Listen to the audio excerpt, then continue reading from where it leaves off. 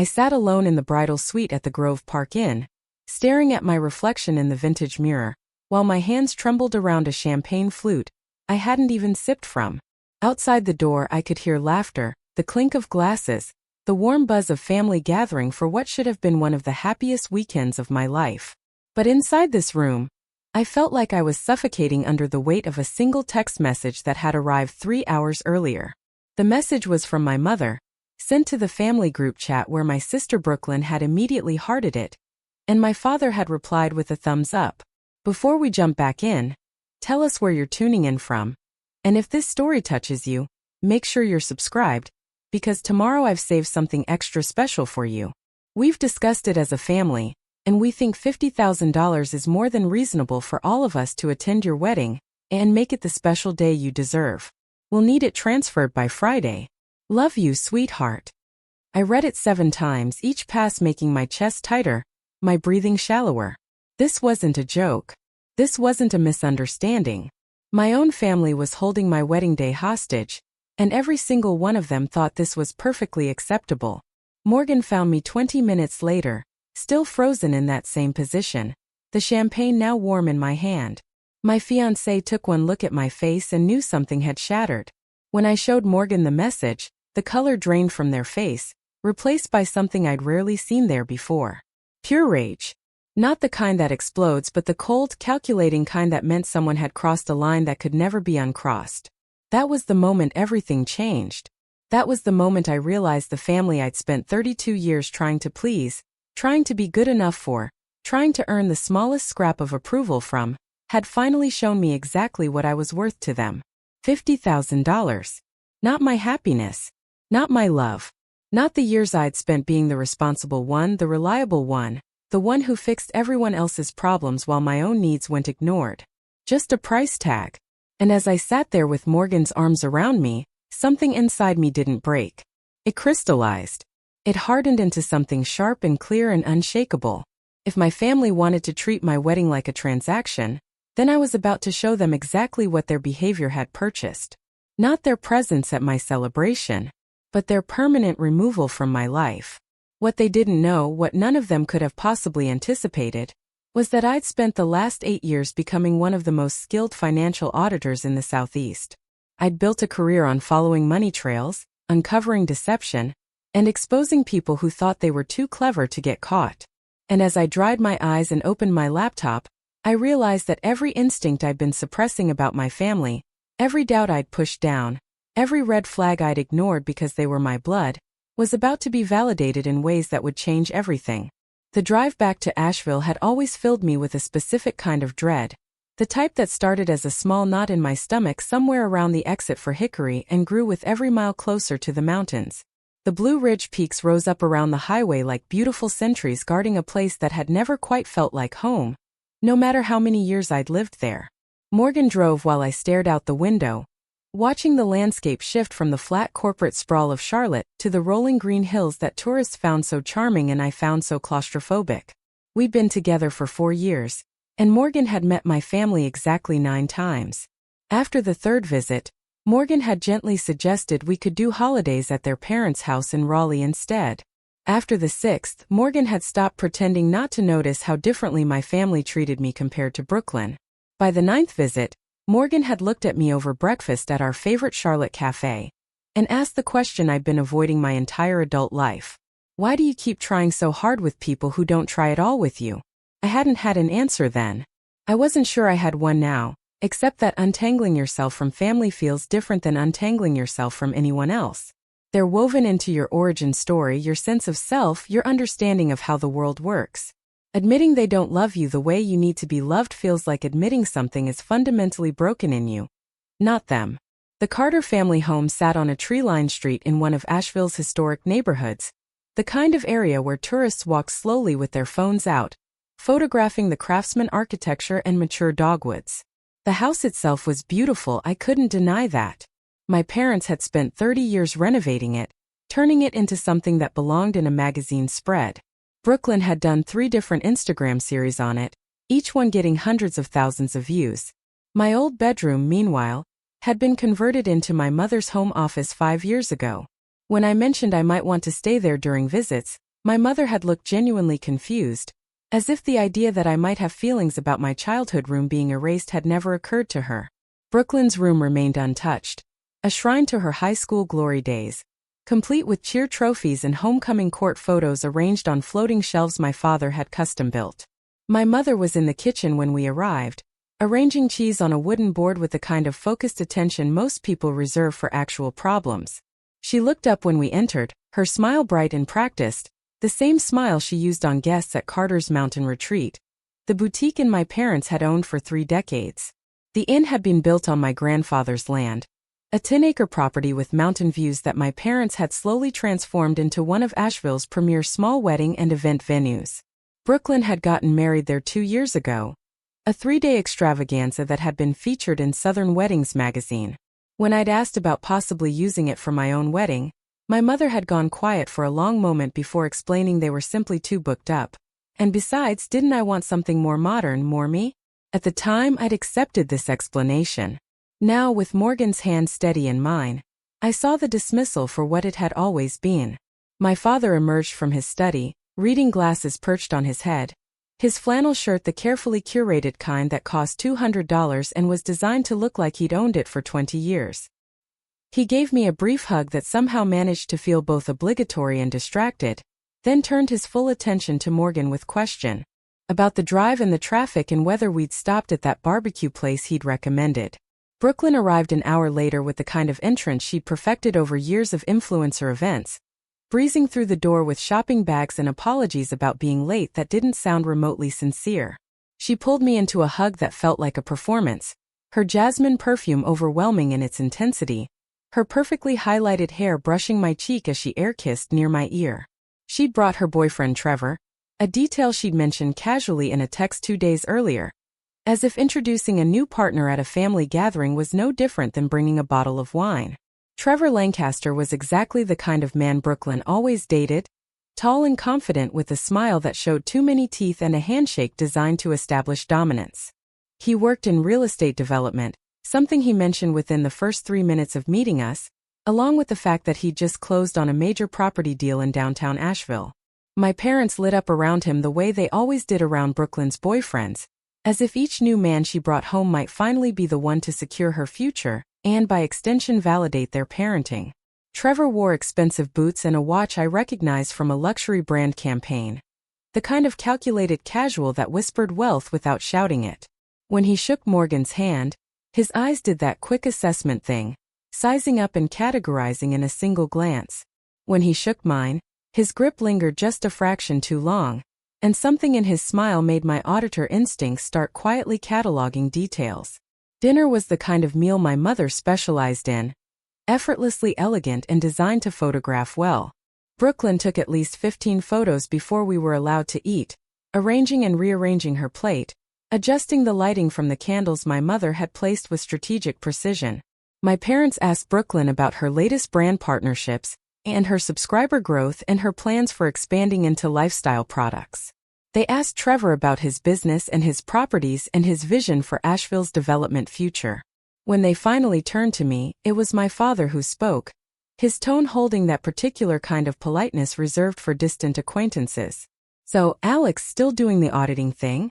Still working for that firm in Charlotte?" The question shouldn't have stung. I'd heard variations of it my entire life. But sitting there, watching my parents hang on every word Trevor said about luxury mountain condos while treating my 8-year career as a thing, a phase, something I was still doing as if they expected me to grow out of it, something cracked open in my chest. Morgan's hand found my knee under the table. A steady pressure that meant, "I see this, I'm here, you're not imagining it." Brooklyn launched into a story about a couple's retreat she and Trevor had attended in Sedona. Something involving sound baths and cacao ceremonies that her followers had absolutely loved. My mother listened with rapt attention, asking questions and laughing at all the right moments. Preparing and narrating this story took us a lot of time, so if you are enjoying it, subscribe to our channel, it means a lot to us. Now back to the story. When I mentioned that Morgan and I had hiked part of the Appalachian Trail last month, my mother nodded absently and asked Brooklyn if she'd brought any photos from Sedona. After dinner, while Morgan helped my father with something in the garage, and my mother loaded the dishwasher with Brooklyn hovering nearby, Trevor found me on the back porch. The night air was cool, carrying the scent of the honeysuckle that grew wild along the fence line. He stood too close, invading my space in a way that might have looked casual to anyone watching but felt distinctly calculated. "I heard you're some kind of financial investigator," he said, his tone light but his eyes watchful. "Corporate auditor," I corrected. "I assess financial risk and compliance for companies going through acquisitions or major investments." He nodded slowly, as if I'd said something far less impressive than what it actually was. "Must be interesting work. Looking through other people's numbers all day." There was something dismissive in how he said it, as if my job was glorified bookkeeping rather than the complex forensic analysis it actually involved. I'd encountered this attitude before, usually from men who felt threatened by women who understood money and power better than they did. "Brooklyn thinks the world of you," he continued, though his tone suggested he didn't share her assessment. "She says you're the responsible one in the family. The smart one." I waited because people like Trevor always had a but coming. "Must be hard though watching your little sister build such an incredible brand while you're stuck in cubicles and spreadsheets." There it was. The casual cruelty wrapped in false sympathy. Before I could respond, Brooklyn called Trevor back inside, and he left with that same too bright smile, squeezing my shoulder in a gesture that might have looked friendly but felt like a warning. I stood alone on the porch for a long time after that, staring at the dark shapes of the mountains against the darker sky, wondering when exactly I'd become the person my own family felt comfortable dismissing to my face. The answer, I realized with a clarity that made my throat tight, was that I'd always been that person. I just finally stopped pretending not to notice. Morgan and I stayed in one of the guest cottages at Carter's Mountain Retreat that night, a small concession my parents had made when I'd pointed out that driving back to Charlotte at midnight wasn't practical. The cottage was beautiful in that carefully curated way, all exposed beams and tasteful mountain decor, the kind of place that charged $400 a night during peak season. Brooklyn got to stay in her childhood room in the main house. Trevor, apparently, was staying there too, despite my parents' usual strict policy about unmarried couples. But rules I'd learned long ago were flexible when it came to Brooklyn and rigid when it came to me. We lay in the dark, neither of us sleeping, the silence broken only by the distant sound of night birds and the creek that ran through the property. Morgan finally spoke, voice careful in the darkness. "Your family is going to lose their minds when they find out we changed the wedding venue." I've been thinking the same thing. 3 months ago, when the planning had started, I dutifully presented my parents with our plans for a small ceremony at a botanical garden near Charlotte. My mother had physically recoiled, as if I'd suggested getting married at a gas station. She'd immediately begun pushing for something at the Biltmore estate or one of Asheville's historic venues, somewhere with gravitas and beauty, somewhere she could tell her friends about without embarrassment. Brooklyn had chimed in with suggestions about photographers and florists and caterers, all people she'd worked with who could give us exposure on social media if we mentioned her brand partnership. My father had offered to contribute financially, but only if we moved the wedding to Asheville proper, where their friends could attend more easily. The message was clear. They'd support my wedding only if it happened on their terms, in their town, as a reflection of their taste and their social standing. When I'd quietly insisted on keeping it near Charlotte, near our lives and our friends and the city we'd built a home in, the enthusiasm had evaporated like morning fog. The financial offer had disappeared. The planning help had dried up. Brooklyn had stopped responding to my texts about bridesmaid dresses. And then 2 weeks ago that text message had arrived. The one that had reframed everything. Morgan rolled toward me in the dark, and I felt rather than saw their presence. "We don't have to do this," they whispered. "We can elope. We can get married at the courthouse. We can do anything that doesn't involve people who treat you like this." But I shook my head, even though Morgan couldn't see it. "No," I said softly. "We're doing this exactly as planned."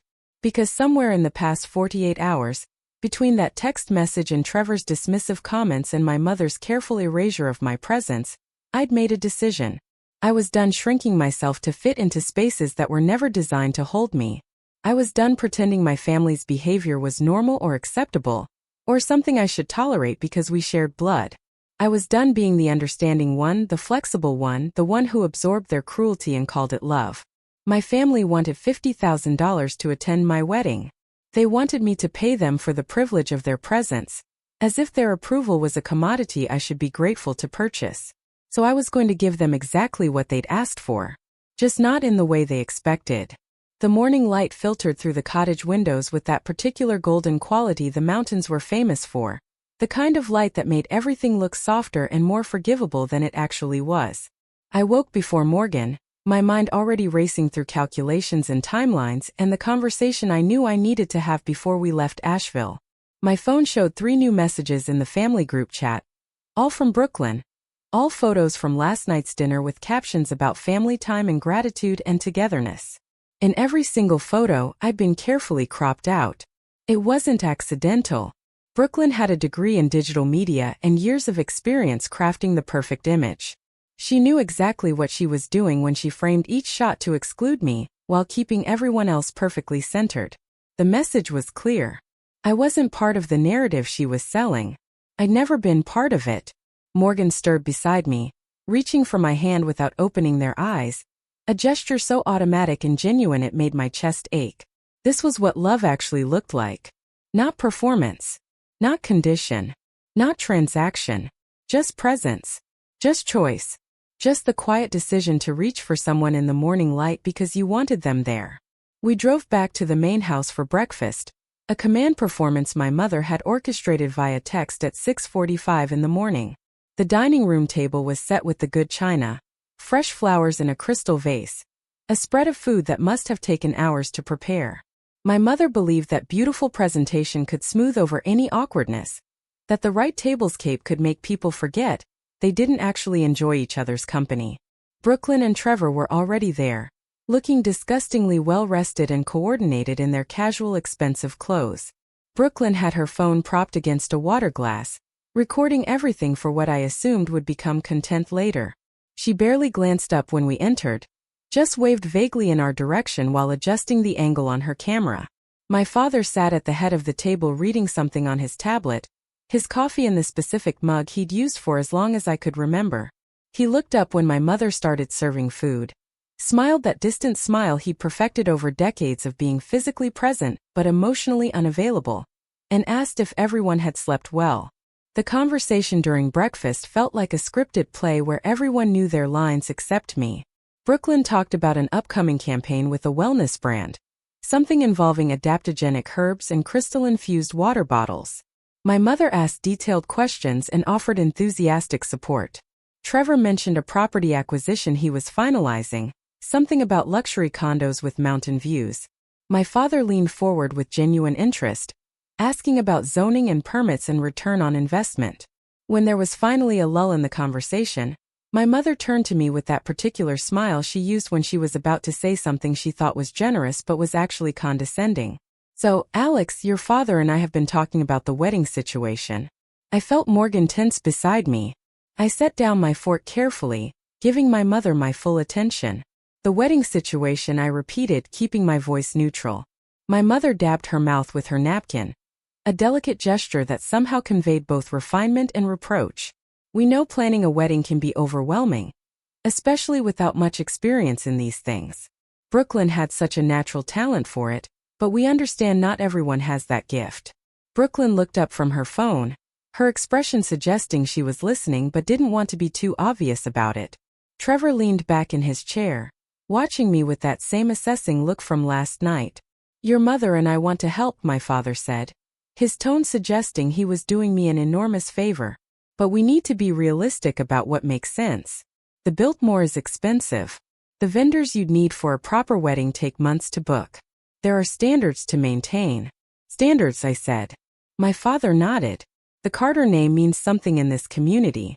When we host events, when we celebrate milestones, people have certain expectations.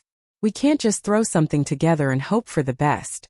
Brooklyn finally set down her phone, and I realized this entire breakfast had been staged. They'd planned this conversation, rehearsed their parts, decided together how they were going to handle me. "Honestly, Alex," Brooklyn said, her voice carrying that older sister authority she'd wielded over me our entire lives, "I think you're being stubborn about this. Mom and Dad are trying to help you have a real wedding, not some backyard barbecue situation." "A real wedding," I repeated slowly, "as opposed to what I had planned, which is apparently fake." Brooklyn rolled her eyes. "You know what I mean." Something with style. Something people will remember. Something worth attending. The last 3 words hung in the air like smoke. Something worth attending. As if my wedding as I'd planned it wasn't worth their time or attention. As if I needed to earn their presence by meeting their standards and accepting their vision and abandoning my own preferences entirely. My mother jumped in quickly, probably sensing the shift in my energy. What we're proposing is very reasonable, sweetheart. We'll contribute $25,000 toward the wedding, but only if you move it to Asheville and use our approved vendors. That way we can ensure everything is done properly. And my father added, his tone suggesting this next part was non-negotiable, we'll need you to cover our attendance costs. Travel accommodations, appropriate attire.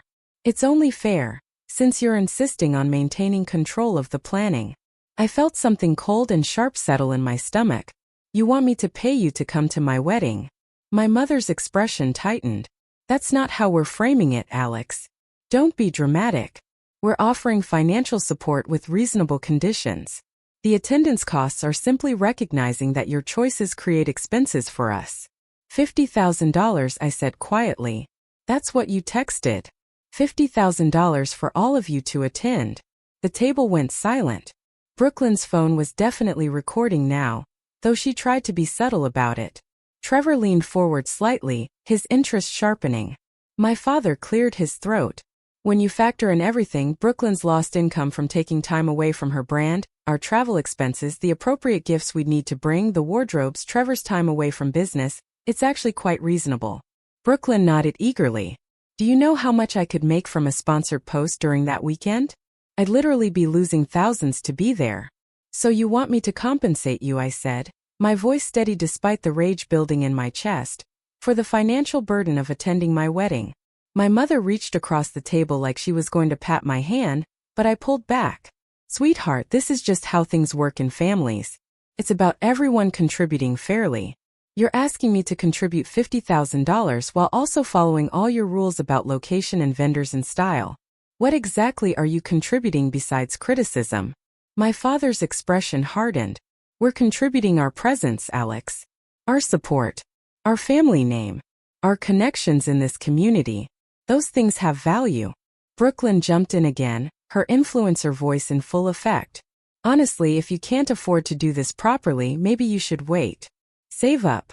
Plan something later when you're more financially stable. I could have laughed at the absurdity. I made more money than anyone at this table except possibly Trevor, whose wealth I was increasingly suspicious of. I'd been financially independent since college. I put myself through graduate school. I owned my condo in Charlotte outright. But Brooklyn, who monetized every aspect of her life for strangers on the internet and still relied on our parents for her car payment, was suggesting I couldn't afford my own wedding. Morgan's hand found mine under the table, squeezing once in solidarity. I took a breath, centering myself in the way I'd learned during hostile corporate negotiations. Let me make sure I understand, I said slowly. You'll give me $25,000, but only if I move my wedding to Asheville, use your vendors, and plan it according to your standards. And I need to give you $50,000 to cover the expenses you'll incur by attending. That's correct, my father said, as if this was a perfectly reasonable business transaction. I nodded slowly, my mind already 3 steps ahead. And if I decline your generous offer and keep my wedding exactly as I've planned it? My mother's smile turned brittle. Then I suppose you'll be having a very small celebration, because we won't be there. Brooklyn shrugged, examining her manicured nails. I've got a huge campaign launching that weekend anyway. It would actually be better for my content schedule if I didn't have to travel. Trevor said nothing, but his smirk told me everything I needed to know. He'd probably encouraged this entire power play, recognizing in my family the same transactional approach to relationships that clearly defined his own worldview. The silence stretched out, heavy and expectant. They were waiting for me to crumble, to cry, to beg them to reconsider. This was the dynamic we'd established over 32 years. They pushed. I bent. They demanded. I accommodated. They withdrew affection. I worked harder to earn it back. But something had fundamentally shifted in me, and I realized they couldn't feel it yet. They still thought I was the same Alex who'd spent her whole life trying to be good enough for people who would never think she was enough. I stood up from the table, my movement deliberate and calm. Thank you for clarifying your position, I said evenly. It's actually very helpful to know exactly where I stand. My mother blinked, confused by my lack of emotional response. Alex, don't be hasty. We can discuss this. There's nothing to discuss, I said. You've made your terms clear. Now I need to make some decisions about how to proceed. Brooklyn rolled her eyes again. God, you're so dramatic. Just admit you need our help and accept the conditions. It's not that deep. I looked at my sister, really looked at her, and saw her clearly for perhaps the first time in my life. She wasn't the villain in this story. She was just a person who'd been taught from birth that love was conditional. Approval was earned through performance, and relationships were transactions where value needed to be constantly proven. She'd learned these lessons so well she didn't even recognize them as poison. I hope your campaign goes well, I told her quietly. I'm sure your followers will love it. Then Morgan and I walked out of that dining room, through the house I'd grown up in, past the photos of Brooklyn that lined the hallways like a shrine to the child who'd done everything right, and out to our car. We were halfway down the driveway when my phone started buzzing with texts. First from my mother, asking me not to overreact. Then from Brooklyn, accusing me of ruining breakfast. Then from my father, suggesting I take some time to think rationally about their proposal. I silenced my phone and didn't look back at the house. Morgan drove in silence for several miles before finally speaking. That was the most fucked up thing I've ever witnessed. And my family once got in a fistfight at Thanksgiving over a board game. Despite everything, I laughed. It was either laugh or cry, and I'd spent enough of my life crying over people who'd never loved me the way I needed them to. We stopped at a coffee shop in Black Mountain, a small town between Asheville and the highway back to Charlotte. I needed caffeine and distance and a few minutes in a public space, where strangers treated each other with more basic respect than my family had shown me over breakfast. The cafe was crowded with the Sunday morning rush, people reading papers and working on laptops and having quiet conversations over lattes. We found a small table by the window, and I finally let myself breathe. Morgan reached across the table, taking both my hands. What do you need right now? What I needed was to burn my entire family history to the ground and salt the earth so nothing could ever grow there again. What I said was that I needed to make some phone calls. The first call was to Rachel Kim, our wedding planner. Rachel had been handling difficult clients and impossible timelines for 15 years, and her calm, unflappable demeanor was exactly what I needed. She answered on the second ring. Alex, hi. Everything okay? You sound stressed. I gave her the abbreviated version, watching Morgan's expression darken as they heard me relay the conversation to someone else. Rachel was quiet for a long moment after I finished. Okay, she finally said. Okay. First of all, what your family is doing is financial coercion, and it's absolutely not normal. Second, we can absolutely handle this, but I need to know what you want the outcome to be. I want my wedding to happen exactly as planned, I said. Same date, same venue, same guest list -4 people. Rachel's voice sharpened with understanding. You want to uninvite your family. I want to ensure they can't attend even if they change their minds, I corrected. I don't trust them not to show up and cause a scene. There was a pause. Then Rachel's tone shifted into pure professional efficiency. How serious are you about this? Serious enough to spend money on it, I said. Good, Rachel replied. Because I know exactly who to call. The second call was to my boss, Ellen Martinez. It was Sunday morning and I was technically on vacation time, but Ellen had always told me to reach out if I needed anything, and I suspected what I was about to ask for fell under that umbrella. Ellen, it's Alex Carter. I'm sorry to bother you on a weekend. Don't apologize, Ellen said briskly. What do you need? I need access to the corporate investigation database, I said. Specifically, I need to run a background check on someone. Silence. Then Ellen's voice came back, carefully neutral. This is personal. Yes.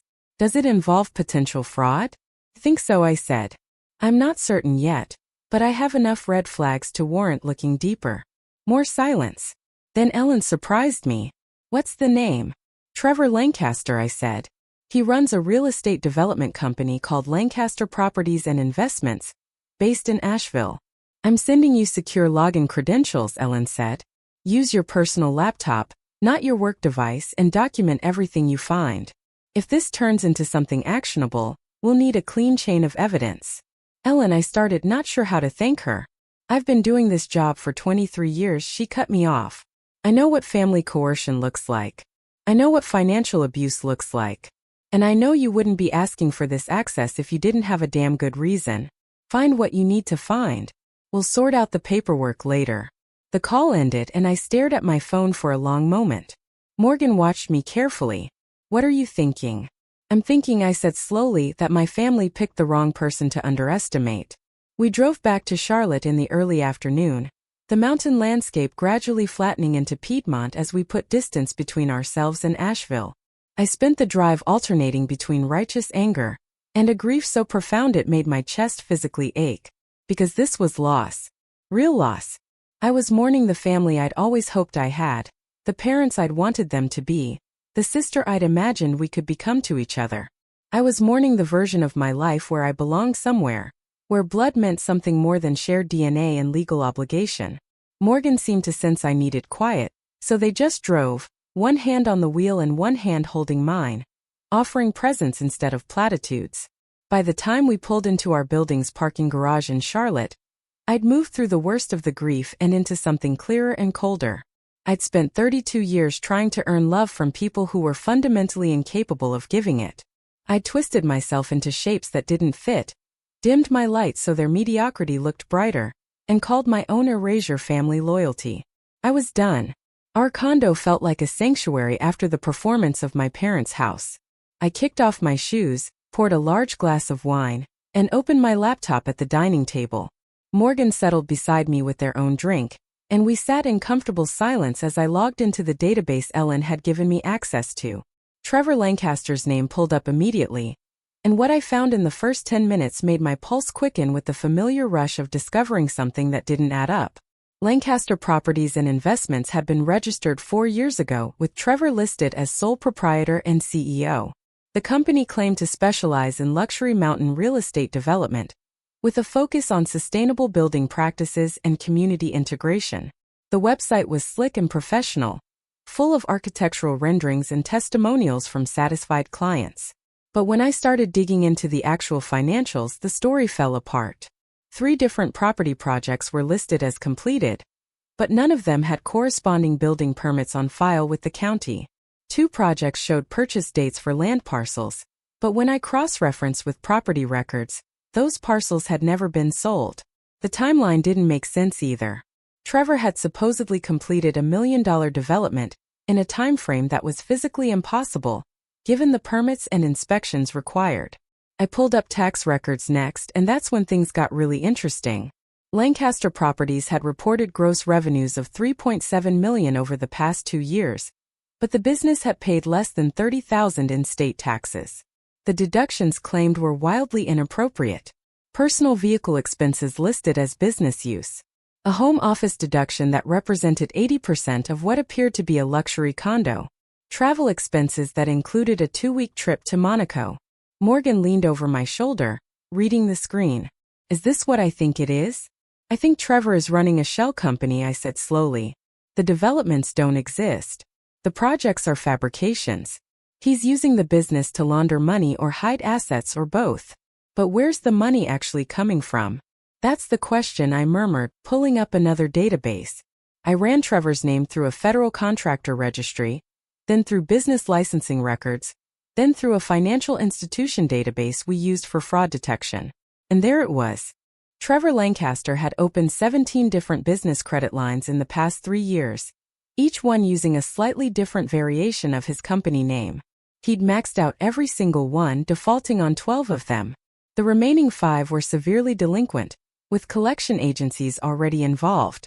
He wasn't a successful developer. He was a con artist running a credit fraud scheme. Morgan whistled low.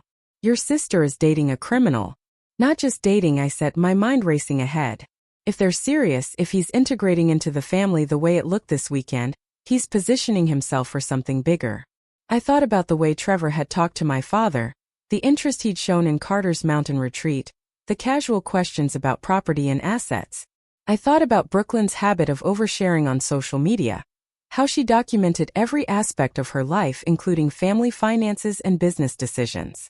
She was the perfect mark. beautiful, trusting, with access to family wealth and a public platform he could exploit. And my parents, so dazzled by his charm and his apparent success, would never see it coming. I need to tell them, I said, even as my stomach turned at the thought. Morgan touched my shoulder gently. Alex, they just demanded $50,000 to attend your wedding. They spent breakfast telling you that your plans weren't good enough, and your life choices were wrong. Do you really think they'll believe you? I wanted to argue, but Morgan was right. If I called my parents right now and told them Trevor was running a fraud scheme, they'd dismiss it as jealousy or spite or me being dramatic again.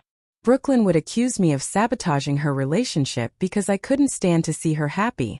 They'd close ranks around Trevor and push me even further away. I sat back, staring at the screen full of evidence. So what do I do? Document everything, Morgan said. Build an airtight case. And wait. Wait for what? For Trevor to make his move, Morgan said grimly. Because he will. Men like him always do. They don't seduce their way into wealthy families just for fun. He's planning something, and when he does it, you'll be ready. I saved everything I'd found to an encrypted folder, then started a new document to track my findings. It went against every instinct I had to sit on this information, but Morgan was right. Going to my family now would accomplish nothing except confirming their belief that I was the problem. So I'd wait. I'd watch. I'd gather evidence. And when Trevor finally showed his hand, I'd be there with enough documentation to bury him. My phone buzzed with another text from the family group chat. This one was from Brooklyn, a photo of her and Trevor at some trendy Asheville restaurant, both of them glowing in the flattering light. The caption read, "Sunday date nights with this one," followed by a string of heart emojis. My mother had already replied with her own hearts. My father had given it a thumbs up. I stared at that photo for a long moment, at my sister's genuine smile, at Trevor's arm around her shoulders in what probably felt like protection but looked to me like possession. She had no idea what she'd invited into her life. And when I tried to warn her, she wouldn't listen. That was the part that hurt most. Not that my family had chosen money over me, but that they'd choose a con artist over their own blood, simply because he knew how to perform the role they wanted to see. Morgan started making dinner while I continued my research, the familiar sounds of cooking grounding me as I fell deeper into the rabbit hole of Trevor's finances. I found more irregularities, more inconsistencies, more proof that everything about him was constructed facade. By the time Morgan called me to the table, I had a folder full of evidence that would hold up in any court or regulatory investigation. I also had a plan. Not for my family. They'd made their choice clear. But for my wedding. For the life I was building with Morgan. For the future that didn't include people who thought love was something you purchase with compliance. We ate dinner on our small balcony, watching the Charlotte skyline light up as the sun set. The city stretched out below us, full of strangers living their own complicated lives, and I felt a strange sense of peace settle over me. This was my home. These streets I'd learned over 8 years. This condo Morgan and I had chosen together. This life we'd built away from the mountains and the expectations and the endless performance of being someone I wasn't. Tomorrow I'd call Rachel and start implementing the security measures we'd need for the wedding. I'd reach out to a few other contacts and start putting pieces in place. I'd do what I'd always done, which was take care of myself because no one else was going to do it for me. But tonight, I'd sit here with the person who'd chosen me without conditions, without price tags, without demands that I be someone other than exactly who I was. And I'd let that be enough. Monday morning arrived with the particular clarity that comes after making a difficult decision. I woke before my alarm, my mind already organizing the tasks ahead into neat categorical lists the way I always did when facing complex problems. Morgan was still asleep, their breathing deep and even, and I took a moment to just watch them in the early light filtering through our bedroom curtains. This person had stood beside me through every moment of my family's dysfunction without once suggesting I deserved it or should try harder or was being too sensitive. That alone was worth more than any amount my family could ever offer. I made coffee in our small kitchen, the ritual of grinding beans and heating water giving my hands something to do, while my brain continued its relentless processing. My phone sat on the counter where I'd left it, and I could see notification badges accumulating. More family group chat messages probably. More of Brooklyn's curated life. More of my parents' silent agreement that I was the problem. I didn't open any of them, Instead, I called Rachel Kim at exactly 8 o'clock, knowing she'd be in her office despite the early hour. Wedding planners kept hours that would horrify most people, and Rachel took pride in being available when her clients needed her most. She answered on the first ring, her voice already caffeinated and focused. "I've been thinking about your situation all night. I have some ideas, but they're going to require trust and they're going to require budget. Are you ready to have this conversation?" "I'm ready," I told her, settling into the chair by our window with my coffee. "Tell me what you're thinking." Rachel laid it out with the precision of someone who'd clearly been planning this since our call yesterday. "First, we're moving your reception venue. I know you love the botanical gardens, but they're too public and too easy for uninvited guests to access. I have a relationship with a private estate on Lake Norman. It's exclusive, it's beautiful, and most importantly, it has controlled access with actual gates and security infrastructure already in place." I'd been to events at some of the Lake Norman estates. Old money venues, the kind of places that hosted governors and celebrities, where privacy was the primary luxury being sold. "How exclusive are we talking?" "The owner is a retired federal judge," Rachel said. "She's very particular about who uses her property, but I've worked with her before and she trusts my judgment. The venue fee is higher than what you budgeted, but it includes security personnel who are former law enforcement. They know how to handle situations with potentially hostile family members because, trust me, you're not the first client who's had to uninvite people." "What's the fee?" I asked, already doing calculations in my head. $15,000 for the venue, Rachel said. Another $5,000 for the security team. That's for 4 officers who'll be there from setup through cleanup, managing access points and handling any confrontations that arise. They'll also do advance work, reviewing your guest list and identifying potential issues. $20,000 to keep my family away from my wedding. The irony wasn't lost on me. They demanded $50,000 to attend. I'd be spending less than half that to ensure they couldn't. "Do it," I said. "Book the venue, hire the security, send me the contracts." "There's one more thing," Rachel said, her tone shifting slightly. "I need you to document everything. Every text message, every email, every conversation where your family has made demands or conditions. I need a paper trail showing that you made reasonable attempts to include them, and they chose to make unreasonable financial demands. If they try to cause problems later, legally or socially, you'll need evidence that you acted in good faith." "I can do that," I said, thinking of the folder already accumulating on my laptop. "I'm good at documentation." "I know you are," Rachel said, and I could hear the smile in her voice. "That's why I think we can actually pull this off without it becoming a total disaster." "One more question though. Do you want them to know in advance that they're not welcome? Or do you want them to find out when they show up?" The question hung in the air.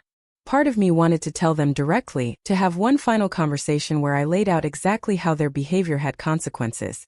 But I knew how that conversation would go. My mother would cry and accuse me of being cruel. My father would lecture me about family obligation. Brooklyn would make it about her, about how I was ruining her relationship with Trevor by being dramatic. And in the end, nothing would change except I'd have given them ammunition to play the victim. "Let them find out when they try to attend," I said finally. "If they bother to try at all." "Understood," Rachel said. "I'll send over the new contracts by end of day. In the meantime, I'm going to reach out to all your vendors and update them on the venue change. Is there anything else you need from me right now?" "Just one thing," I said. "If my family does show up and security has to remove them, I want it documented. Photos, incident reports, everything. Not for social media or revenge, but because I need proof that I didn't imagine this. That it really happened the way I remember it happening." Rachel was quiet for a moment. "Alex," she said gently, "you're not imagining anything. What your family is doing to you is real, and it's wrong, and you deserve to protect yourself from it. I'll make sure everything is documented." After we hung up, I sat with my coffee and watched the morning light change across our living room. Morgan emerged eventually, hair sticking up in 3 directions, shuffling toward the coffee maker with the determined focus of someone who wasn't quite awake yet. "How'd it go with Rachel?"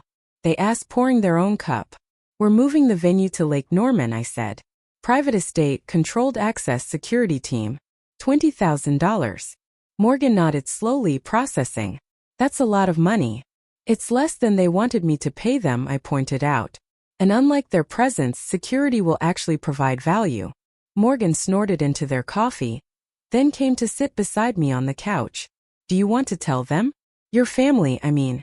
Give them a heads up that the venue changed and they're not invited? I shook my head. If they cared enough to attend, they wouldn't have demanded $50,000.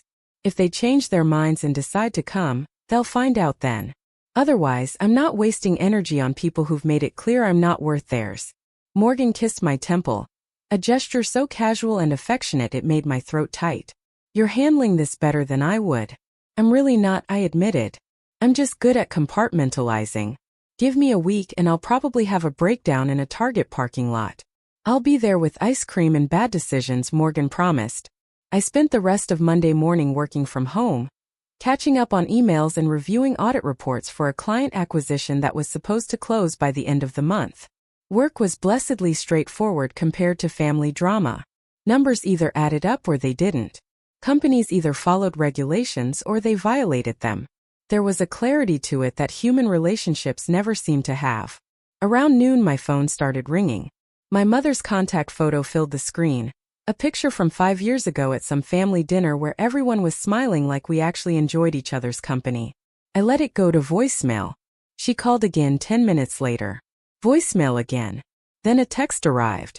Alex, we need to talk about yesterday. You left very abruptly and your father and I are concerned. Please call when you have a moment. The message was so perfectly crafted to make me feel guilty, while accepting zero responsibility for their behavior. Concerned, as if my departure was the problem rather than their demand for $50,000. Please call when you have a moment. As if this was a minor scheduling issue rather than a fundamental fracture in our relationship. I didn't respond. Instead, I opened the folder where I'd been documenting everything and added screenshots of her text to the timeline. Each message I didn't answer felt like reclaiming a small piece of myself. Brooklyn texted an hour later. Her message shorter and more accusatory. Mom said you're ignoring them. Real mature, Alex. We were trying to help you and you're acting like a child. I stared at that message for a long time. We were trying to help you. As if demanding money and controlling every aspect of my wedding was help. As if dismissing my choices and invalidating my preferences was support. Brooklyn genuinely believed this, I realized. She'd been raised in a system where love was transactional and conditional, and she'd internalized it so completely that she couldn't see how twisted it was. I didn't respond to her either. Each silent non-response was its own form of answer.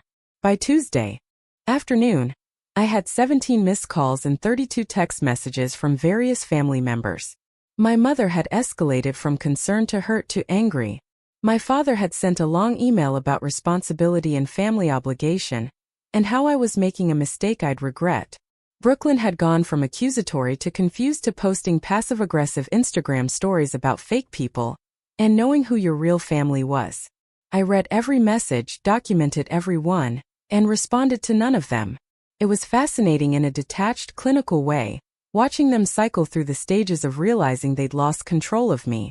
First confusion, then frustration, then anger, then attempts to guilt me back into compliance. None of them seemed to consider that maybe, just maybe, their behavior was the problem. Rachel sent over the new venue contracts Tuesday evening, and I signed them immediately. The paperwork included a detailed security protocol, a list of approved guests that would be verified at entry, and a clear procedure for handling uninvited attendees. Reading through it felt surreal. I was planning my wedding like it was a diplomatic summit in a hostile territory. Morgan looked over my shoulder as I reviewed the documents. This is really happening, they said quietly. You're really doing this. I'm really doing this, I confirmed. The wedding my family isn't invited to because they tried to charge me admission. How do you feel about it? I considered the question honestly. Sad, I said finally. And relieved. And angry. And also kind of powerful in a weird way. Like I'm finally the one making decisions instead of just reacting to everyone else's demands. That's not weird, Morgan said. That's called having boundaries. Most people call it healthy. Most people probably don't have to hire security to enforce their boundaries at their own wedding, I pointed out.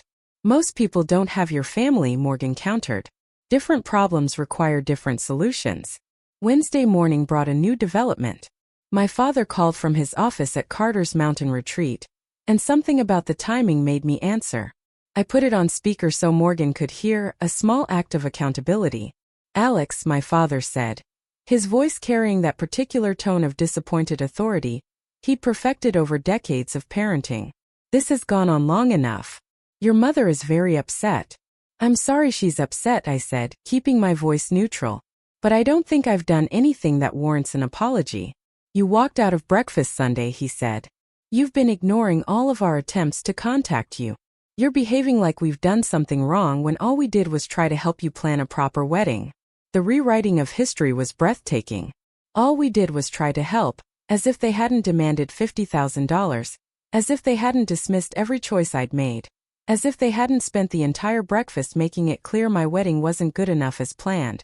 "Dad," I said carefully, "you told me I needed to pay you $50,000 for you to attend my wedding. How is that helping?" There was a pause. Then my father sighed, the sound heavy with the burden of dealing with his difficult daughter. "You're taking it out of context." We explained the reasoning. "We have expenses. Brooklyn has commitments. These things have financial implications.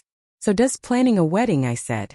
"Which is why most parents offer support without conditions, not extortion with stipulations."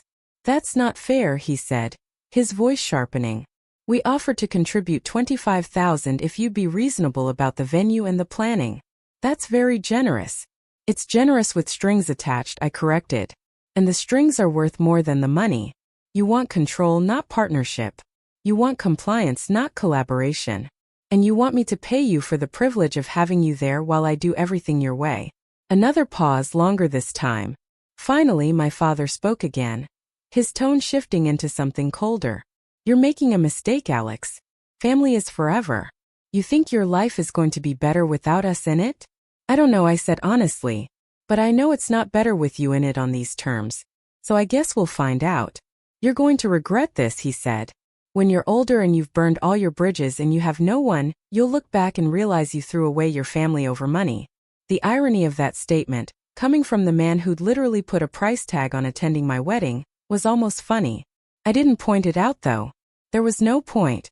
"If I regret it, that's my choice to make," I said. "Just like attending my wedding is your choice to make.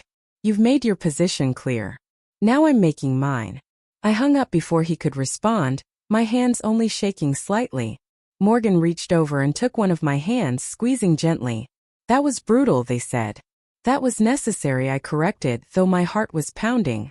"Did you hear how he reframed everything? Like I'm the one being unreasonable?" "Gaslighting is a family tradition in the Carter household," Morgan said dryly. "Right up there with emotional manipulation and conditional love." I laughed, the sound a little unsteady. "How did you get stuck with this mess?" "I didn't get stuck with anything," Morgan said firmly. "I chose you. I continue choosing you. And honestly, watching you stand up to them is kind of hot." That surprised a real laugh out of me, and some of the tension in my chest loosened. We ordered takeout for dinner and spent the evening on the couch, watching a documentary about ocean life that required no emotional investment whatsoever. My phone continued buzzing periodically with messages I didn't open. Each one felt less urgent than the last. Thursday brought the first sign that my family's strategy was evolving. Brooklyn posted an Instagram story that was clearly directed at me, though she didn't tag or name me directly.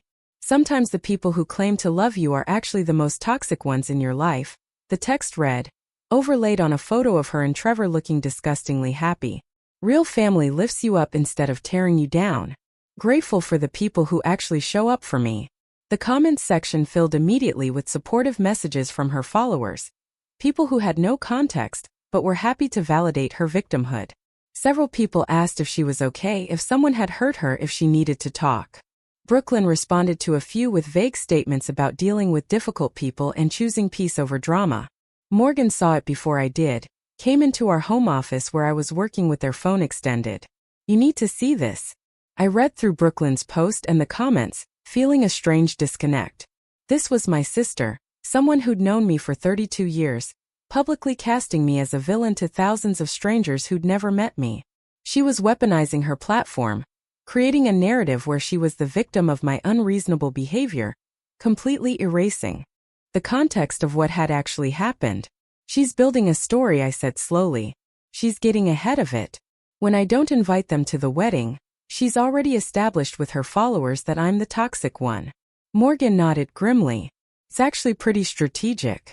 Evil but strategic. I screenshotted the post and added it to my documentation folder. Let her build her narrative, I said. I have evidence. She has performance. Do you think she believes it? Morgan asked. Her own story, I mean. Do you think she's convinced herself that she's the victim here? I think Brooklyn has spent her entire life being told she's special and important and deserving of whatever she wants, I said. I don't think it occurs to her that other people's needs and boundaries might be as valid as her desires. So yeah, I think she probably does believe she's the victim. In her story, she's always the protagonist. That's really sad, Morgan said. It is, I agreed. But it's not my job to fix her or teach her or help her grow. Not anymore. Friday afternoon, Rachel called with an update. The venue is confirmed for June 15th. Security team is briefed and ready. I've updated all the vendors on the new location and everyone's on board. Your photographer actually said she's relieved because the lighting at the estate is better than the botanical gardens. That's good news, I said, making notes. What about the guest list verification? I've sent every confirmed guest a new digital invitation with a QR code. Rachel explained. They'll need to show the code at the gate to gain entry. The security team will have a master list with photos when possible. Anyone who shows up without a code gets turned away, no exceptions. And if my family shows up, they get turned away politely but firmly, Rachel said. The security team is trained in de-escalation. They'll explain that it's a private event, offer to relay a message to you if needed, and escort them off the property if they refuse to leave voluntarily. If anyone becomes aggressive or tries to force entry, local police will be called. It sounded extreme laid out like that. It also sounded necessary. Have you dealt with situations like this before? I asked. More often than you'd think, Rachel admitted. I've had clients uninvite abusive parents, estranged siblings, toxic exes who claim to still be friends. Weddings bring out the worst in people sometimes because they're symbolic. They're about family and commitment and public declarations. When someone's not included, it forces everyone to acknowledge that the relationship is broken. I guess I'm acknowledging it, I said. You're protecting yourself, Rachel corrected gently. There's a difference. That evening, Morgan and I met with the security team at a coffee shop in downtown Charlotte. The lead officer was a woman named Diane Torres, former Charlotte-Mecklenburg Police Department, now working private security for high-profile events. She had the kind of calm, assessing presence that made you feel both safe and slightly nervous, like she was cataloging every detail about you for future reference. Walk me through the situation, Diane said once we were settled at a corner table with our drinks. Rachel gave me the basics, but I want to hear it from you. I laid it out as factually as I could.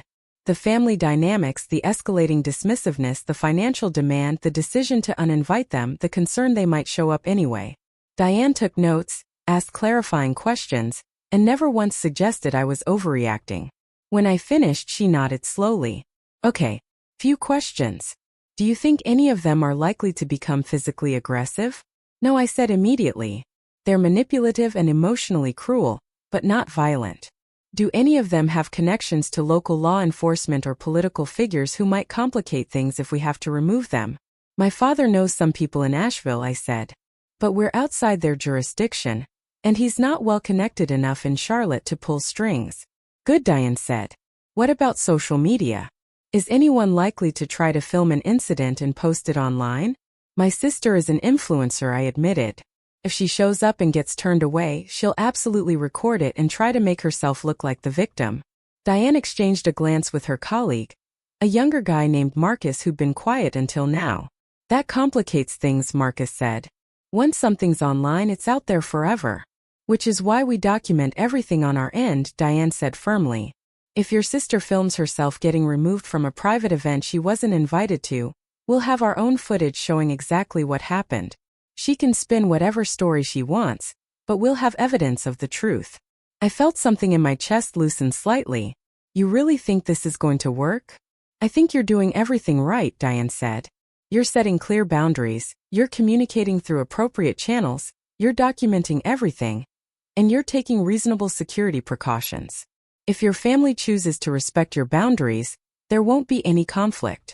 if they don't, we'll handle it professionally. Either way, you get to have your wedding on your terms. On my terms. What a novel concept. I'd spent so much of my life accommodating other people's terms, adjusting myself to fit their requirements, that the idea of claiming my own space felt almost revolutionary. We wrapped up the meeting with handshakes and the exchange of contact information. Diane promised to do a site visit at the Lake Norman estate early next week to assess the security infrastructure and plan their positioning. As Morgan and I walked back to our car through the warm Charlotte evening, I felt something shift inside me. Not quite peace, but maybe the beginning of it. The knowledge that I'd done everything I could to protect myself and my wedding from people who'd proven they didn't have my best interests at heart. My phone buzzed in my pocket. Another message in the family group chat. I didn't even pull it out to look. Whatever they were saying, whatever new strategy they were deploying, it didn't matter anymore. I'd made my decision. I'd set my boundaries. And for the first time in my entire life, I was choosing myself over their approval.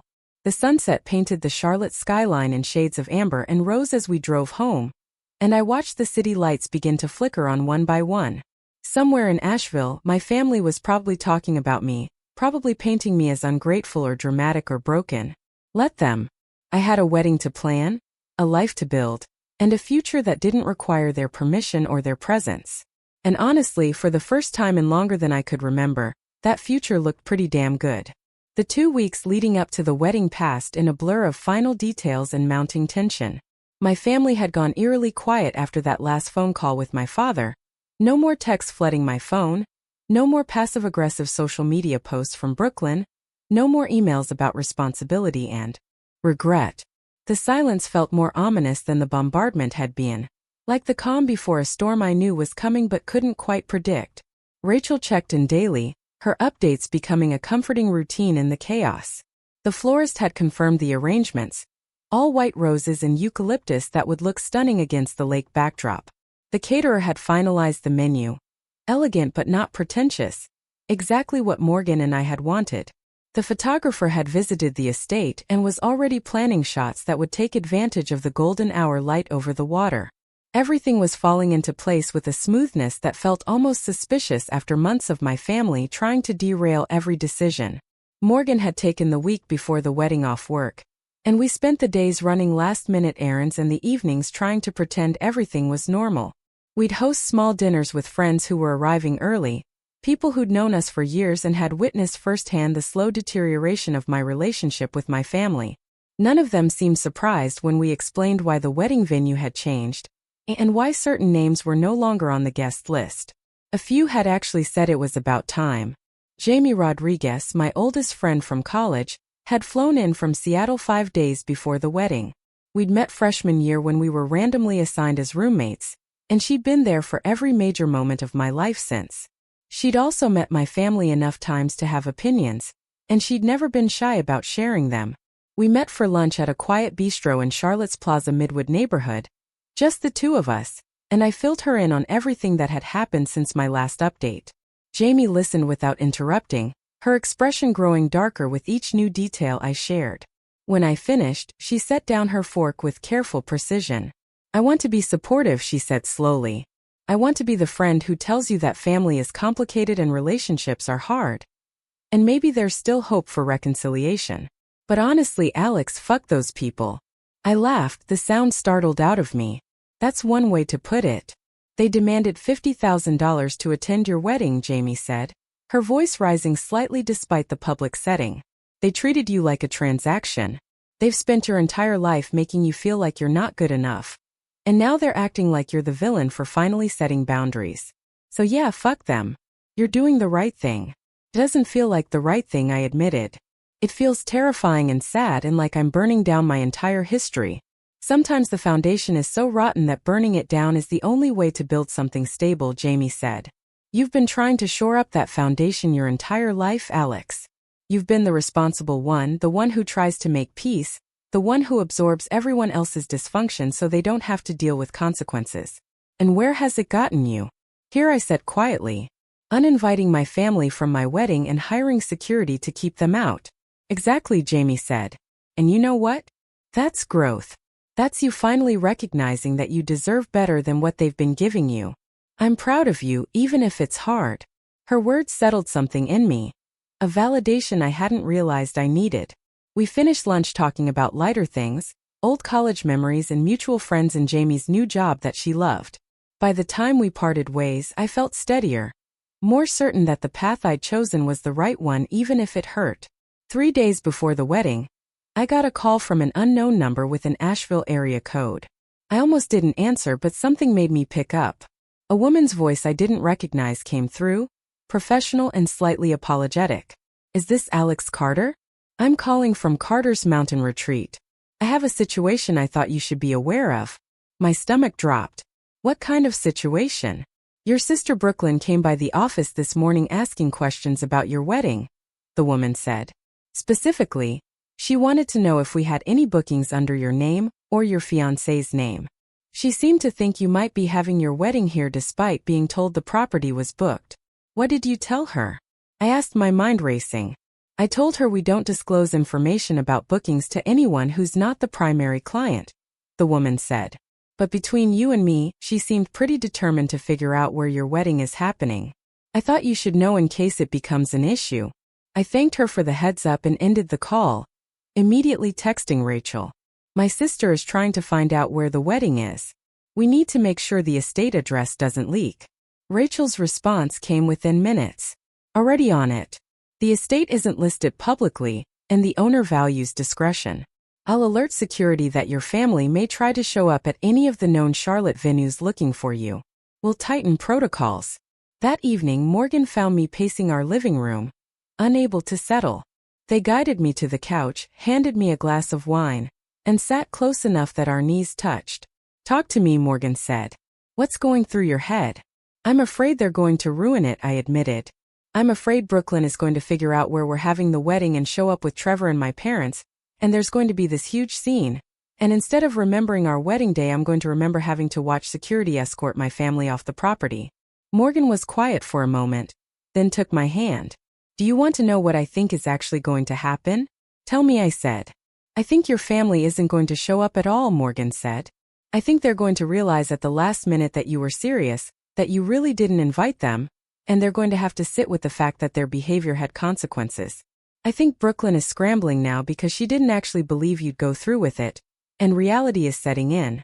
And if they do show up? I asked. Then Diane and her team will handle it professionally.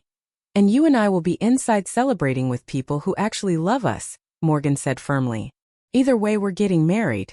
Either way, we're starting our life together. They don't get to take that from us unless we let them. I leaned into Morgan's shoulder, breathing in the familiar scent of their cologne. You're really good at this, you know. The supportive partner thing. I've had a lot of practice, Morgan said wryly. Your family provides excellent training opportunities. The night before the wedding, our wedding party gathered for a small dinner at our condo. Jamie was there, along with Morgan's sister Taylor, who was serving as the other witness, and a few close friends who'd been part of our lives for years. We ordered too much food and drank good wine and told stories that had nothing to do with family drama or wedding stress. For a few hours it felt like any other gathering, just people who cared about each other celebrating something good. Taylor cornered me in the kitchen while I was refilling the wine glasses. You doing okay? She asked. I know tomorrow is going to be intense. Think so, I said. It's weird, you know. I thought I'd feel sadder about my family not being there. But mostly I just feel relieved that I don't have to worry about them judging everything or making comments or turning it into something about them. That's not weird, Taylor said. That's healthy. You're allowed to feel relieved about removing toxic people from important moments, even if those people are blood relatives. Morgan's family had been so accepting from the moment we met, so genuinely warm and interested in my life, that sometimes I forgot not all families operated with conditions and scorekeeping. Taylor and her parents had flown in from Raleigh without demanding payment for their travel. They'd offered to help with planning without trying to take over. They'd respected every choice Morgan and I made without suggesting we were doing it wrong. It was such a stark contrast to my own family that sometimes the difference made me ache. I slept poorly that night despite the wine and the exhaustion, my mind spinning through everything that could go wrong. I kept imagining Brooklyn somehow finding the estate, showing up with cameras rolling, creating a spectacle that would overshadow everything else. I imagined my parents hurt and confused, Unable to understand why I'd excluded them. I imagined Trevor with his calculating smile, seeing opportunity in the chaos.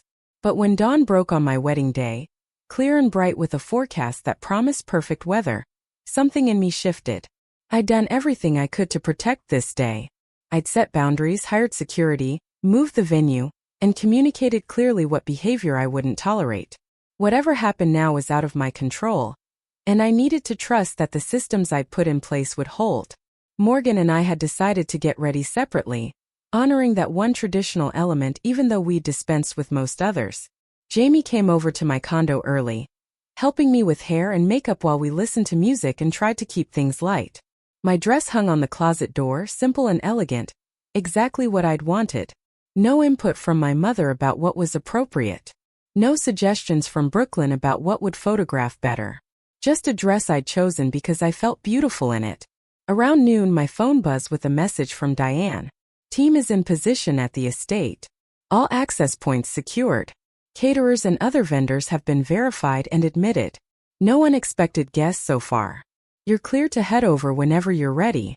I showed the message to Jamie, who was putting the final touches on my makeup. Looks like your family got the memo after all. Maybe, I said, trying to believe it. We arrived at the Lake Norman estate an hour before the ceremony was scheduled to start. The property was even more beautiful than I remembered from our planning visit. The main house, a stately colonial with wide verandas and views over the lake. The gardens perfectly manicured without looking artificial. Rachel had transformed the back lawn into something magical, white chairs set in neat rows facing an arch decorated with the roses and eucalyptus. The late afternoon sun casting everything in warm gold. Diane appeared immediately as we pulled up, her presence both reassuring and slightly intimidating. Everything's quiet, she reported. Guests are starting to arrive and check-in is going smoothly. No issues so far. Has anyone from my family tried to make contact? I asked. Not yet, Diane said. We're monitoring the main access road and we have someone positioned at the gate. If anyone shows up who isn't on the guest list, we'll know immediately. I thanked her and headed inside to the suite Rachel had set up for final preparations. Morgan was in a different part of the house, following the same routine with Taylor and their parents. We'd see each other for the first time during the ceremony itself, that moment of recognition and commitment witnessed by people who actually wanted to be there. Guests continued arriving, and through the windows I could see friends embracing, Morgan's extended family gathering in small clusters, people I'd worked with and neighbors from our building and Jamie's girlfriend who'd flown in just for today. The crowd was smaller than it would have been with my family included, but it felt warmer somehow. Intimate in a way that large weddings sometimes aren't. Rachel appeared at 3:45, looking calm despite surely managing a dozen moving pieces. We're ready when you are. Everyone's seated. Morgan is in position. The officiant is waiting. It's time. My hands were shaking slightly as I stood, and Jamie squeezed my shoulder. You've got this. Go marry the love of your life and don't spare a single thought for people who chose not to be here. The walk from the house to the garden felt both endless and instantaneous. I could hear music playing, something classical and soaring that we'd chosen together. I could see the rows of guests turning to watch, smiling faces and a few people openly crying. And at the end of the aisle, Morgan stood waiting in their navy suit, looking so perfect and so completely right that everything else fell away. The ceremony itself was a blur of emotion and words I'd practiced but could barely remember speaking. The officiant talked about commitment and choice and building a life together with intention. Morgan and I exchanged vows we'd written ourselves, promises about partnership and support, and loving each other through whatever came next. When it came time for rings, Taylor stepped forward with Morgan's and Jamie with mine, both of them grinning like they'd just won something. I do, Morgan said, their voice steady and sure. I do, I echoed and meant it with every fiber of my being. The kiss felt like coming home and launching into space at the same time. Everything familiar and everything new. And when we turned to face our guests as a married couple, the cheers and applause washed over us like a wave. We walked back down the aisle together, hand in hand, and I didn't look for faces that weren't there. I looked at the faces that were, the people who'd shown up without conditions or price tags, who'd celebrated with us because they wanted to, not because they'd been paid to care. The reception unfolded on the veranda overlooking the lake, tables arranged to encourage mingling, food served family style to create connection. Morgan and I made the rounds greeting everyone, accepting congratulations and toasts, dancing to songs we'd chosen because they meant something to us. The photographer captured moments I knew I'd treasure. Not staged perfection but real joy, real laughter, real love. I was standing near the edge of the veranda, taking a quiet moment to just watch the celebration, when Diane appeared at my elbow. "I thought you should know," she said quietly. "Your family showed up about an hour ago." My stomach dropped. "What happened?" "They arrived at the gate trying to talk their way in," Diane explained. "Your sister was filming on her phone. Your mother was crying. Your father was demanding to speak to whoever was in charge. Marcus handled it exactly as we discussed. He explained it was a private event, that they weren't on the guest list, and offered to relay a message to you if they had one." "What was the message?" I asked, not sure I wanted to know. "Your mother said to tell you that you're making a terrible mistake, and they'll always be your family whether you want them or not," Diane said.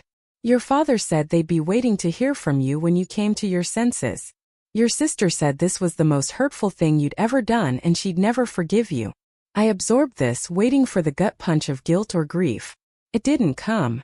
Instead, I felt a strange sense of clarity, like an equation finally balancing. "Did they leave?" "After about 20 minutes of trying different approaches, yes," Diane said. "Your sister got some footage of them being turned away, so I assume that'll end up online at some point. But they left without incident. No police needed to be called. We have our own documentation of the entire interaction." "Thank you," I said sincerely, "for handling it and for telling me. I'm glad I didn't have to deal with it directly." "That's what you hired us for," Diane said with a slight smile. "Go enjoy your reception. We'll stay positioned through the end of the night just in case, but I think the excitement is over." I returned to the party, found Morgan surrounded by their cousins all laughing at some story, and slipped my hand into theirs. Morgan glanced over, read something in my face, and excused us for a moment. "They showed up," I said once we were alone. "My family." Diane handled it. "Are you okay?" Morgan asked immediately. I thought about it honestly. "Yeah," I said. "I actually am. They tried to crash the wedding I explicitly didn't invite them to, they made it about themselves, and they left promising I'd regret this. It's exactly what I expected them to do. And I'm still here, we're still married, and I don't actually regret anything." Morgan pulled me close, and we stood there for a moment just breathing together. "I love you," they said. "And I'm really fucking proud of you." The rest of the reception passed without incident. We cut the cake. Morgan smashed a piece into my face and I retaliated with frosting in their hair. We danced with our respective families, and I found myself genuinely enjoying the conversation with Morgan's parents about their own wedding 30 years ago. As the evening wore on and the sun set over the lake, string lights came on overhead, transforming the veranda into something out of a fairy tale. Jamie found me near midnight as things were winding down. "I just want you to know," she said, slightly tipsy and deeply sincere, "that this was the most beautiful wedding I've ever been to. Not because of the venue or the flowers, though those were gorgeous, but because everyone here actually wanted to be here. There was no obligation, no family drama, just people genuinely celebrating you and Morgan. That's rare." "Thank you," I said, hugging her tightly. "For being here. For always being here." "Always," she promised. Morgan and I stayed until the last guest departed, helping Rachel's team with basic cleanup despite her protests that it wasn't necessary. It felt important somehow, closing out the night ourselves, being present for all of it. When we finally got into the car to head to our hotel, it was past 1 in the morning and my feet were killing me, and I'd never been happier. My phone had 17 notifications when I finally checked it. Most were congratulatory messages from people who'd attended the wedding. 3 were from my mother, each one more desperate than the last, asking me to call her, to reconsider, to understand that they'd only wanted to be there.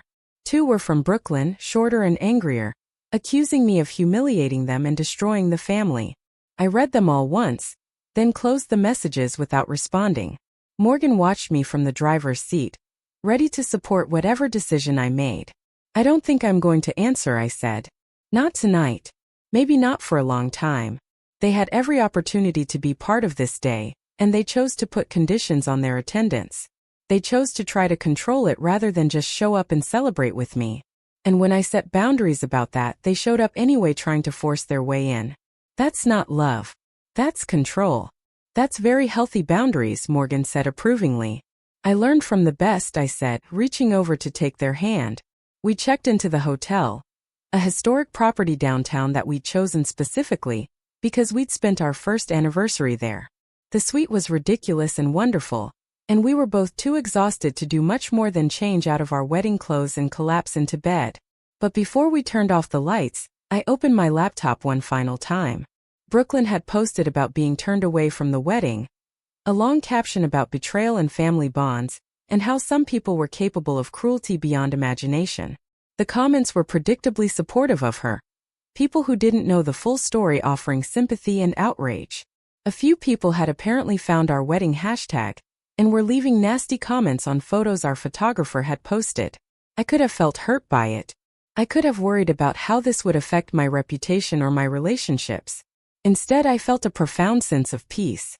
Brooklyn could tell whatever story she needed to tell to make herself feel better. My parents could paint me as ungrateful or selfish or broken. It didn't matter anymore because I knew the truth, the people who mattered knew the truth, and I documented everything in case that truth ever needed to be proven. I closed the laptop and turned to Morgan, who was already half asleep. We did it, I said softly. We did, Morgan mumbled. We got married despite your family's best efforts to make it impossible. And it was perfect, I added. Really was, Morgan agreed. I lay there in the dark, listening to Morgan's breathing even out into sleep, and thought about the journey that had led here. Not just the past few months of wedding planning and family drama, but the entire 32 years of trying to be enough for people who would never see me as enough. The lifetime of bending myself into shapes that didn't fit, of absorbing criticism and calling it love, of accepting crumbs and calling it family. I thought about the moment I decided to uninvite them, sitting in that bridal suite with their text message demanding $50,000. I thought about how terrifying that decision had been, how certain I was that I'd regret it, that I was overreacting, that I should just pay them and make peace and keep the fragile balance we'd always maintained. I thought about how wrong that certainty had been, because standing up to them, setting boundaries, choosing myself over their approval hadn't destroyed me. It had freed me. And yes, it hurt. Yes, there was grief for the family I'd wanted them to be, for the relationship I'd hoped we could have. But that grief was clean, a mourning for something that had never actually existed rather than the slow poison of tolerating their mistreatment and calling it love. Tomorrow, Morgan and I would leave for our honeymoon, 2 weeks in Portugal that we'd planned without consulting anyone or considering anyone's schedule but our own. When we returned, we'd move forward with our lives, continuing to build something that was ours, that didn't require permission or approval from people who'd never given it freely anyway. My family would probably continue reaching out, cycling through anger and guilt and eventual attempts at reconciliation that came with conditions attached. Or maybe they wouldn't. Maybe they'd write me off entirely, the daughter who'd rejected them, and I'd become a cautionary tale they told at future family gatherings. Either way, I'd be okay. More than okay, actually. I'd be free. The Lake Norman estate was dark now, the celebration over, the evidence of our wedding day being cleaned away by Rachel's efficient team. But the memory of it remained, not in the physical details but in the feeling. The feeling of being surrounded by people who chose to be there, who celebrated without strings attached, who loved without conditions. That was what family was supposed to feel like.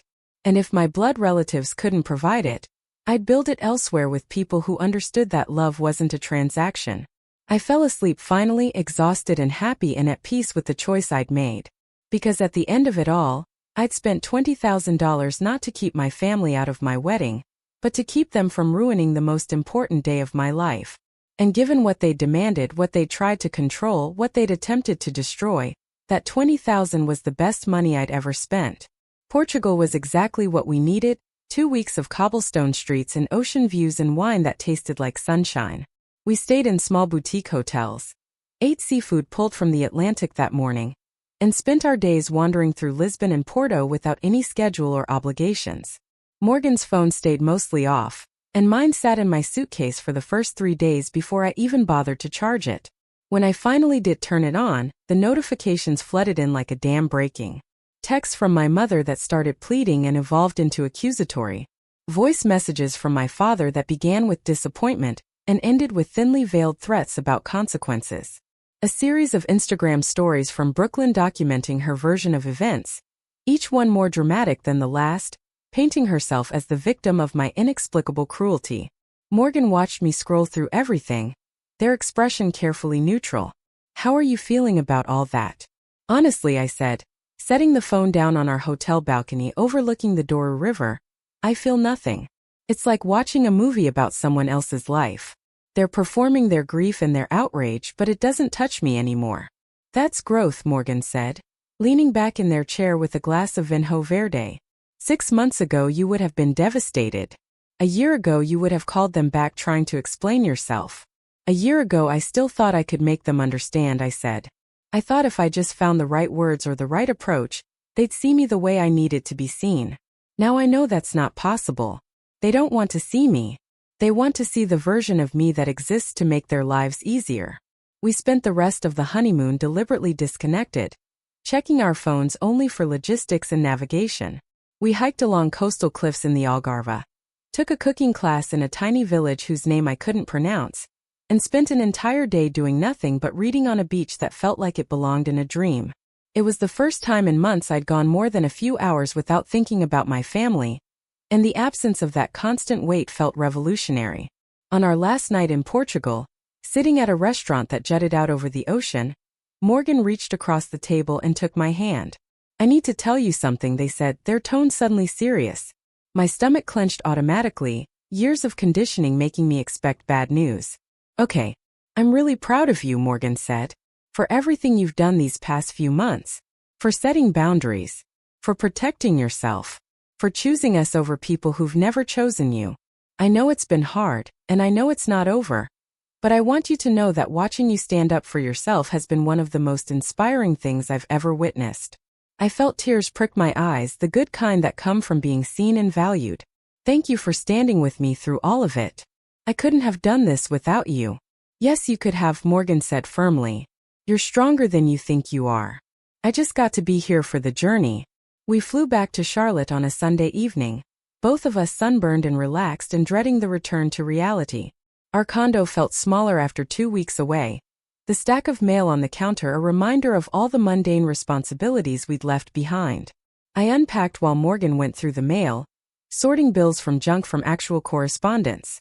"Alex," Morgan called from the kitchen, their voice carrying a note I couldn't quite identify. "You need to see this." I walked in to find them holding a formal-looking letter, the kind that comes from law offices with letterhead and certified mail tracking. My heart sank. "What is it?" "It's from your father's attorney," Morgan said, handing it over. "Looks like they're not done fighting." I read through the letter once, then twice, trying to process the legal language. It was a demand letter, accusing me of elder abuse through financial exploitation and emotional manipulation. It claimed I'd coerced my parents into giving me money over the years, and then cut them off from family events as retaliation when they tried to set boundaries. It threatened legal action if I didn't agree to mediation and make amends for the harm I'd caused. The audacity of it took my breath away. They demanded $50,000 to attend my wedding. I'd refused and uninvited them, and now they were claiming I'd financially exploited them. The projection was so blatant it would have been funny if it wasn't so malicious. "This is harassment," Morgan said, reading over my shoulder. "They're trying to intimidate you into backing down." I set the letter on the counter and pulled out my laptop. "Good thing I documented everything," I said, my voice steadier than I felt. "Every text, every email, every conversation. I have evidence of exactly what happened." "We need a lawyer," Morgan said. "A real one, not just someone sending threatening letters." I called Ellen Martinez first thing Monday morning, explaining the situation. She listened without interrupting, then connected me with the firm's general counsel, a woman named Patricia Wong who specialized in family law and protective orders. Patricia reviewed everything I'd documented over the course of a 2-hour meeting in her downtown office. She read through text messages, listened to voice message recordings I'd saved, examined the evidence I'd gathered about Trevor's financial fraud, and took detailed notes about the timeline of events. When she finished, she looked up with an expression that was part admiration and part concern. "You've done an exceptional job documenting everything," she said. "Most people in your situation don't have anywhere near this level of evidence. That said, your family is clearly escalating, and we need to take this seriously." What are my options? I asked. Patricia laid them out methodically. We can respond to their attorney with our own documentation, essentially calling their bluff and making it clear that any legal action would expose them to discovery that wouldn't be favorable. We can pursue a restraining order if their contact continues to be harassing or threatening. Or we can proactively file a motion for declaratory judgment, essentially asking a court to state on the record that you haven't done anything wrong and their accusations are unfounded. What do you recommend? Morgan asked. Honestly, Patricia said, I think we respond firmly but don't escalate unless they do. Most of these family disputes don't actually make it to court, because discovery is expensive and emotionally devastating for everyone involved. If your parent's attorney is competent, they'll advise against pursuing this once they see your documentation. But we need to make it crystal clear that you're not intimidated, and you're prepared to defend yourself aggressively if necessary. She drafted a response letter that was a masterpiece of legal writing, polite in tone but devastating in substance. It outlined the actual timeline of events, attached selected documentation, and made clear that any legal action would result in counterclaims for harassment, defamation, and emotional distress. It mentioned in passing that I'd also uncovered evidence of potential financial fraud by my sister's boyfriend that might be of interest to relevant authorities if this matter proceeded to formal litigation. The letter went out on Wednesday. By Friday afternoon, Patricia received a response from my parents' attorney withdrawing all claims and stating that they'd been operating under a misunderstanding of the facts. No apology, no acknowledgement of wrongdoing. Just a quiet retreat now that they realized I wasn't going to be bullied into submission. That should be the end of it, Patricia said when she called with the update. They're not going to pursue this legally. They may continue trying to reach out to you personally, but the legal threat is off the table. I thanked her profusely, relieved but also somehow exhausted by the whole ordeal. It had been less than a week since we'd returned from our honeymoon, and already my family had managed to drag me back into chaos and conflict. Morgan found me that evening sitting on our balcony, staring at the Charlotte skyline without really seeing it. Talk to me, they said, settling into the chair beside me. I'm tired, I admitted. I'm tired of fighting them. I'm tired of having to defend myself. I'm tired of spending emotional energy on people who will never give me what I need from them. So stop, Morgan said simply. I looked over at them. What do you mean? Stop fighting them, Morgan clarified. Stop defending yourself. Stop engaging. You've set your boundaries. You've protected yourself legally. Now just stop giving them access to you at all. Block their numbers? I asked. Block their numbers, Morgan confirmed. Block them on social media. Have Patricia send one final letter saying all future communication needs to go through your attorney. Create a wall between you and them that they can't breach without significant effort. And then live your life without them in it. It sounded so simple laid out like that. So final. So much like giving up. It's not giving up, Morgan said, reading my expression. It's choosing peace over pain. You've tried everything else. You've explained yourself, you've set boundaries, you've given them chances to change. They've responded with demands, manipulation, and now legal threats. At some point, you're allowed to just be done. That night, I sat with my phone in my hands for a long time, staring at my family's contact information. My mother's number that I'd had memorized since childhood. My father's that I'd called countless times over the years seeking advice or approval. Brooklyn's that used to mean late-night conversations and shared secrets before she became someone I barely recognized. I blocked them one by one, each tap feeling both momentous and anticlimactic. Then I blocked them on Instagram, on Facebook, on every platform where they could reach me. I set up email filters so their messages would go directly to a folder I'd check once a month at most. I created distance measured in digital barriers, walls built from privacy settings and blocked contacts. Morgan hugged me afterward, and I cried in a way I hadn't let myself cry through all of this. Not sad tears exactly, but grief tears, mourning tears, the kind that come when you finally accept that something is really over and not coming back. The weeks that followed settled into a strange new normal. Without the constant background noise of family drama, my life felt simultaneously quieter and fuller. Morgan and I fell into easy routines, cooking dinner together most nights, taking weekend trips to the mountains without the anxiety of potentially running into my family in Asheville. I threw myself into work, taking on a major audit project that would have felt overwhelming before, but now seemed manageable compared to the emotional labor of managing my family. Jamie called regularly to check in, and I appreciated her consistency even when I didn't have much to report. Mostly I'm just existing, I told her one evening.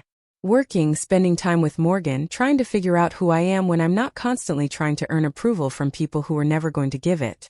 That's not just existing, Jamie said. That's healing. That's what recovery looks like. About 2 months after the wedding, I got a call from Patricia Wong that I hadn't been expecting. I have some news, she said, her tone suggesting I should sit down for this. Trevor Lancaster was arrested yesterday by federal agents. Wire fraud, money laundering, and tax evasion. It's a major case. My breath caught. Does my family know? I assume so, Patricia said. It's been all over the Asheville news. His bail was set at $500,000, and from what I understand he's having trouble making it. Is Brooklyn okay? I asked the question automatic despite everything. I don't know, Patricia admitted. But Alex, there's something else you should know. The federal investigation started with an anonymous tip that came in 4 months ago. Someone provided them with detailed financial documentation that gave them probable cause for a warrant. The timeline matches up with when you were doing your own research on Lancaster. I hadn't submitted anything to federal authorities. I'd gathered the information for my own protection, to understand what my family was getting involved with. But Ellen had known. Ellen had access to the same databases. Ellen who'd told me to document everything carefully. Did Ellen? I started, not quite sure how to finish the question. I can neither confirm nor deny, Patricia said. But there was a smile in her voice. Let's just say that sometimes when people in positions of authority become aware of potential fraud, they have professional obligations to report it. I sat with that information for a long time after we hung up. Part of me wanted to reach out to Brooklyn to check if she was okay, to offer support even after everything. But the larger part of me recognized that doing so would just pull me back into a dynamic I'd worked so hard to escape. Brooklyn had chosen Trevor despite my warnings. She'd sided with him over me. Whatever consequences she was facing now were the result of her own choices, not my responsibility to fix. Morgan came home to find me cooking dinner with perhaps more intensity than the recipe required, channeling anxious energy into chopping vegetables. They listened as I explained about Trevor's arrest, about the federal charges, about Brooklyn's situation. Do you want to reach out to her? Morgan asked when I finished. I don't know, I admitted. Part of me does. Part of me still feels responsible for her somehow, even though I know that's not rational. What would reaching out accomplish? Morgan asked gently. Would it help her? Would it help you? Or would it just reopen a door you closed for very good reasons? I thought about Brooklyn as I'd last seen her, beautiful and confident and utterly convinced that I was the problem. I thought about her Instagram posts painting me as a villain, about her standing at the gate of my wedding demanding entry, about every moment she'd chosen everyone else over me. It would reopen the door, I said finally. And I don't think I can survive having that door open again. Then don't open it, Morgan said. Send her good thoughts from a distance if you want. Hope she figures things out. But don't sacrifice your own peace to fix problems she created. The arrest made local news in Charlotte too, since Trevor had been operating in multiple cities. I saw the headlines, read the articles detailing the scope of his fraud scheme, saw the estimates of how much money he'd stolen from investors. It was worse than even I'd suspected. A multi-year operation that had destroyed dozens of families' savings. I wondered if my parents had invested with him. I wondered if that's what the pressure had been about, why they'd been so insistent about the $50,000, if they'd already lost money to Trevor's scheme and were desperate to recoup it somehow. But I didn't reach out to ask. Whatever their financial situation was, it wasn't my problem to solve anymore. 3 months after the wedding, I got a handwritten letter forwarded through Patricia's office. It was from my mother, pages and pages of her careful cursive explaining and justifying and ultimately asking me to come home. She said they'd been hasty about the wedding demands. She said they missed me.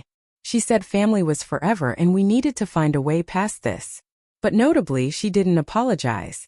She didn't acknowledge that demanding $50,000 was wrong. She didn't recognize that their behavior, not my response to it, was the actual problem. It was just more of the same pattern, asking me to forget and forgive and come back without them having to change anything about themselves. I filed the letter away without responding. Morgan asked if I wanted to talk about it, and I shook my head. There's nothing to say that I haven't already said. If she can't hear it by now, she never will. Work became a refuge in ways it hadn't been before. I took on more responsibility, got promoted to senior auditor, started mentoring junior staff the way I wish someone had mentored me when I was starting out. Ellen pulled me aside one day and told me that my work on the Lancaster case, though I'd technically only done preliminary research for personal reasons, had helped build a prosecution that was protecting other potential victims. You did good work, Ellen said. Not just the technical analysis, but recognizing the red flags and trusting your instincts. That's what makes a great auditor. Not just seeing the numbers, but understanding the people behind them. I thought about Trevor's too bright smile, the way he'd sized me up and dismissed me, the calculated charm he'd used on my family. I'd seen through him not because I was particularly clever, but because I'd spent my whole life around people who performed love while withholding it. I recognized performance when I saw it. Morgan and I celebrated our 6-month anniversary with a quiet dinner at the same restaurant where we'd gotten engaged 2 years earlier. Over wine and candlelight, we talked about the future, about maybe buying a house, about potentially starting a family of our own someday. Are you worried about being a parent? Morgan asked. Given everything with your family? The question surprised me, but it was fair. I thought about it carefully before answering. I admitted. I used to think I didn't know how to be a good parent because I'd never seen it modeled properly. But now I think maybe that's exactly why I could be good at it. I know what not to do. I know what conditional love feels like, so I can make damn sure any kids we have never feel that way. I think you'd be an amazing parent, Morgan said. You're patient and thoughtful, and you know how to set healthy boundaries. Those are pretty essential skills. We'll see, I said, smiling. Let's get through year 1 of marriage before we start planning for tiny humans. But the conversation stayed with me in the days that followed. The idea that I could build something different, something better, something that broke the patterns I'd grown up with. That I wasn't doomed to repeat my parents' mistakes, or carry forward their dysfunction. That I could choose, deliberately and consciously, to create a family built on actual love rather than performance and transaction. Around the 8-month mark after the wedding, Brooklyn tried to reach out through an email account I hadn't thought to block. The message was short and, for Brooklyn, surprisingly direct.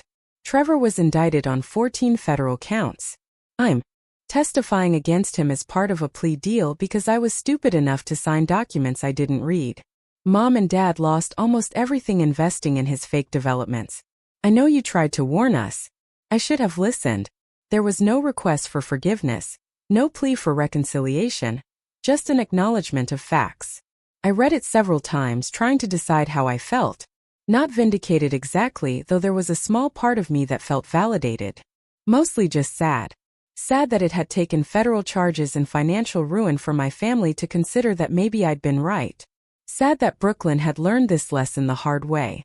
Sad that my parents had lost their savings to a con artist I'd identified months before they'd fallen for his scheme.